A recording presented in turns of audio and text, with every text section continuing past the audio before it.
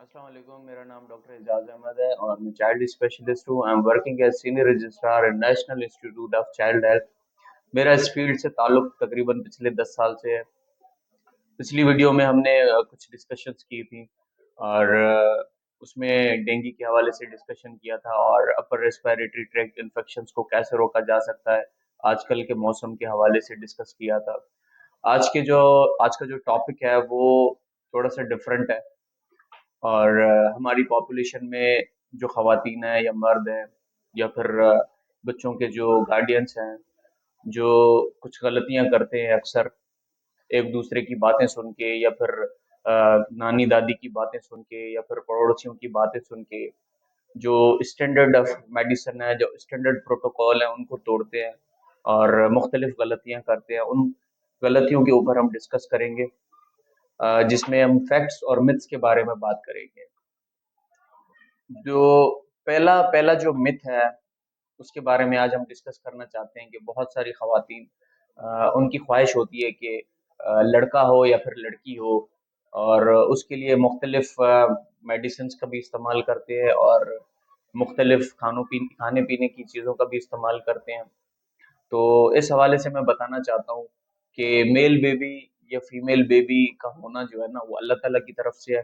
इसमें खाने पीने का कोई ताल्लुक नहीं है कि ये चीज़ नहीं खाओ, ये चीज़ नहीं खाओ, और कुछ चीज़ें वो रेस्ट्रिक्ट कर देते हैं कि इससे मेल बेबी की पैदाइश होगी और कुछ चीज़ें वो खाते हैं उससे जो है ना फीमेल बेबी की पैदाइश होगी। तो ऐसी कोई बात नहीं है।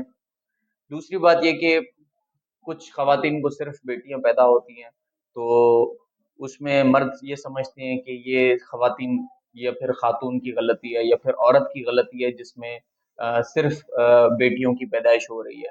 तो तीन चार बेटियों की पैदाइश के बाद वो मर्द क्या करते हैं कि फिर वो कोई दूसरी शादी करने के चक्कर में लग जाते हैं और दूसरी शादी करके फिर वो जो मेल बेबी है या फिर लड़के की जो पैदाइश है उस ख्वाहिश के साथ वो दूसरी शादी की तरफ चले जाते हैं।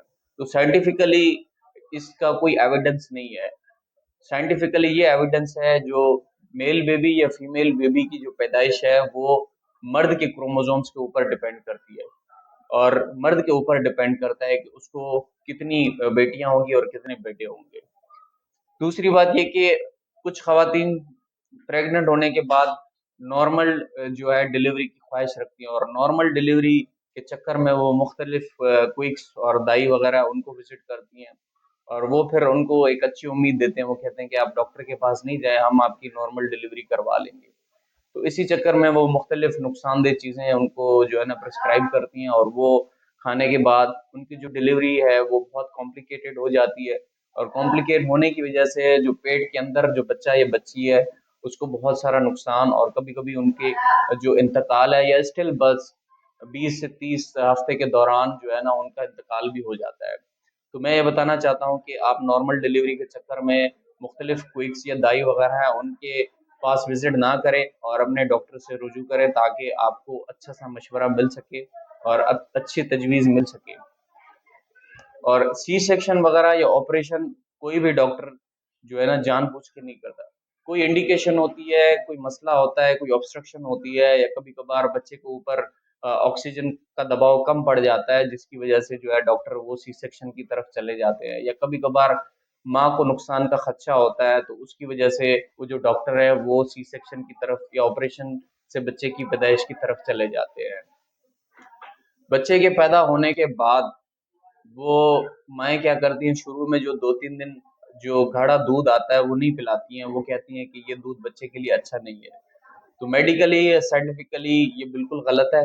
बल्कि वो जो शुरू में 2-3 दिन दूध आता है वो सबसे अच्छा होता है। उसमें एंटीबायोटिक्स होती हैं और बच्चे को इन्फेक्शन से बचाने के लिए चीज़ें होती हैं। बच्चे की सेहत को तेज़ी से बढ़ाने के लिए चीज़ें होती हैं। जो 2-3 दिन शुरू में दूध आता है उसको कभी भी ज़ाया नहीं करें और अपने बच्चे को पैदाइश के 1 घंटे के फ़ौरन फ़ौरन 1 घंटे के अंदर-अंदर आपने अपने बच्चे को दूध पिलाना है और हर 2 घंटे के बाद दूध पिला के उसकी सेहत का ख़ास ख़्याल रखना है ताकि उसको जो न्यूट्रिशन है वो मिलती रहे और उसकी ग्रोथ वग़ैरह बढ़ती रहे।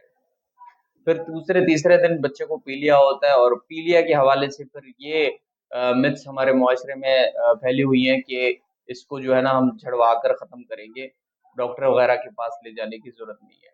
देखिए, ये फिजियोलॉजिक जॉन्डिस है या फिजियोलॉजिक पीलिया, एक नॉर्मल पीलिया दूसरे को आता है और वो तकरीबन 2 हफ्ते तक रहता है।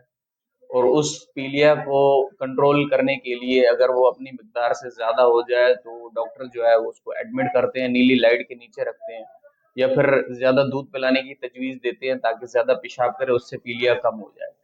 जड़वाने के चक्कर में अक्सर वो पीलिया बहुत ज़्यादा बढ़ जाता है, और अगर पीलिया बहुत ज़्यादा बढ़ जाए तो दिमाग के ऊपर असर करता है और वो बच्चा ज़हनी तौर पे मुस्तकिल माज़ूर हो सकता है। तो इसीलिए अगर आप जड़वाना चाहते हो वो भले जड़वाएँ, उससे हम मना नहीं कर रहे, लेकिन एक मर्तबा डॉक्टर से लाज़मी रुजू करें कि उसकी मिकदार बहुत ज़्यादा तो नहीं है, कहीं दाखिले की ज़रूरत तो नहीं है।